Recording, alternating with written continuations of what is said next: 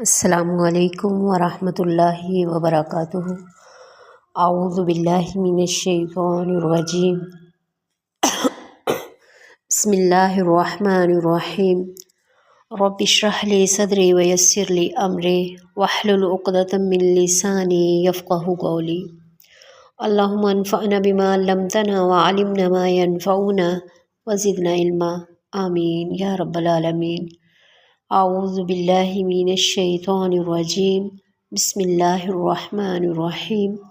وَإِذَا قِيلَ لَهُمْ، اور جب کہا جاتا انہیں، آمینو ایمان لاؤ، بما اس پر، انزل اللہ جو نازل کیا اللہ تعالیٰ نے، قالو وہ کہتے، نؤمنو ہم ایمان لائیں گے، بما اس پر، انزل الینا جو نازل کیا گیا ہم پر، وَيَكْفُرُونَ بِمَا وَرَاءَهُ اور انکار کرتے ہیں اس سے جو اس کے علاوہ ہو، وَهُوَ الْحَقُّ اور وہی حق ہے، مصدقا لما تصدیق کرنے والا اس کی معہم جو ان کے پاس تھا۔ کل کہہ دیجئے، فَلِمَ تَقْتُلُونَ أَنْبِيَاءَ اللَّهِ کس لیے تم قتل کرتے رہے اللہ کے نبیوں کو، من قبل اس سے قبل، اس سے پہلے، ان کنتم مؤمنین اگر تم ایمان والے ہو۔ وَلَقَدْ جَاءَكُمْ البتہ یقیناً تمہارے پاس آئے موسیٰ علیہ السلام، بالبینات کھلی نشانیاں لے کر، واضح معجزے لے کر، روشن دلائل لے کر، ثم اتخذتم العجل پھر تم نے بنا لیا بچھڑے کو، یعنی معبود بنا لیا، من بعدہ اس کے بعد، وَأَنْتُمْ ظَالِمُونَ اور تم ظالم تھے۔ یہاں وراءہ اس کا روٹ ورڈ جو ہے واو را یا ہے، اور مصدقاً صاد دال قاف تصدیق کرنے والا، یعنی یہ قرآن مجید جو ہے پہلی کتابوں کی تصدیق کرتا ہے۔ تقتلون قاف تا لام اس کا روٹ ورڈ ہے،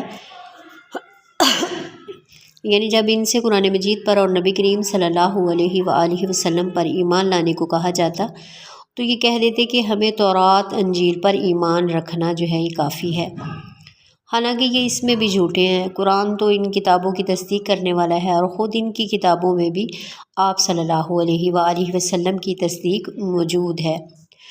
سورہ بقرہ آیت نمبر 146 میں اللہ رب العزت فرماتے ہیں، الذین آتینہم الکتاب یعرفونہ کما یعرفون ابناءہم، کہ وہ لوگ جن کو ہم نے دی کتاب، یعرفونہ وہ اس کو جانتے ہیں، اس کو پہچانتے ہیں، کما یعرفون ابناءہم جیسا کہ وہ اپنے بیٹوں کو، اپنی اولادوں کو پہچانتے ہیں۔ آپ سے انکار کا مطلب تورات و انجیل سے بھی انکار کے مترادف ہے۔ اس کا مطلب یہ کہ تمہارا دعویٰ ایمان جھوٹا ہے، صرف یہ نہیں کہ تم نے اللہ کے قرآن اور نبی کریم صلی اللہ علیہ وآلہ وسلم کا انکار کیا، بلکہ تمہاری سابقہ تاریخ بھی یہی بتاتی ہے کہ تم نے ہمیشہ انکار ہی کیا ہے۔ جس ایمان کا دعویٰ کر رہے ہو وہ بھی جھوٹا ہے۔ ایک تو وہ ایمان کا دعویٰ کرتے ہیں اور کہ ہم وہ مانیں گے جو ہم پر نازل ہوگا، اور دوسرا دعویٰ ذاتی نسلی برتری کا دعویٰ بھی کرتے ہیں کہ ہم اللہ تعالیٰ کے خاص ہیں، اللہ تعالیٰ کے چنے ہوئے بندے ہیں، پسندیدہ ہیں۔ اللہ تعالیٰ کے مقرب ہونے کا جو وعدہ ہے، جو دعویٰ انہوں نے کیا ایمان کا دعویٰ ہے، اس کو واضح کیا گیا کہ یہ حقیقت میں کچھ بھی نہیں ہے۔ حقیقت یہ تھی کہ باوجود جاننے کے حسد کی وجہ سے آپ کا انکار کر دیا۔ اللہ تبارک تعالیٰ نے فرمایا، پچھلی آیات میں ہم نے پڑھا کہ برا سودا کیا انہوں نے۔ اب یہ نسلی تعصب کی بنا پر ان کا دعویٰ ایمان، کہ ان کو جب بھی کہا گیا کہ اللہ تعالیٰ کا قرآن نازل ہوا ہے، آپ صلی اللہ علیہ وسلم بھی تصدیق کرتے ہیں کہ تورات بھی اللہ کی طرف سے، انجیل بھی اللہ کی طرف سے تھی، اس کی تصدیق کرتے ہوئے آپ صلی اللہ علیہ وسلم تشریف لائے، تو اس پر ایمان لاؤ، تو آگے سے کہتے ہیں کہ ہمارا ایمان تو تورات تک ہے، اس پر ایمان رکھیں گے جو ہم پر نازل ہوگا، اور جو بعد میں اس کے علاوہ ہے، یعنی اس تورات کے بعد جو اس کے علاوہ اور کوئی کتب ہے، جیسے قرآن مجید اللہ رب العزت نے نازل فرمائی، اس کے علاوہ جو ہوگا تو اس سے ہمارا تعلق نہیں ہے۔ قرآن کہتا ہے وَهُوَ الْحَقُّ وہی حق ہے، حالانکہ وہ حق ہے، یہ قرآن مجید حق ہے۔ ان کی کتابوں میں اس بات کی پیشن گوئی تھی، وہ اس کو جانتے بھی تھے۔ اللہ تعالیٰ نے اس دعوے کا پول کھولا۔ اگر ایمان ہوتا تو پھر یہ سمجھ آ جاتی کہ جو نبی کریم صلی اللہ علیہ وسلم پر نازل ہوا ہے تو یہ بھی حق ہے، ان کے ایمان کا تقاضا ہے، حقیقت میں تمہارا وہ بھی ایمان نہیں ہے۔ یہاں پر اللہ تعالیٰ نے ایک سوال اٹھایا، قل، اے نبی ان سے پوچھئے، فَلِمَ تَقْتُلُونَ أَنْبِيَاءَ اللَّهِ مِن قَبْلُ إِن كُنتُم مُؤْمِنِينَ، کہ اگر تم اس تعلیم پر ہی ایمان رکھنے والے ہو جو تمہارے پاس آئی تھی، تو اس سے پہلے اللہ کے ان پیغمبروں کو جو خود بنی اسرائیل میں سے پیدا ہوئے تھے کیوں قتل کرتے رہے، لڑتے رہے ان سے؟ اگر تم سچے ہو، تمہارا دعویٰ ایمان جھوٹا ثابت ہوا۔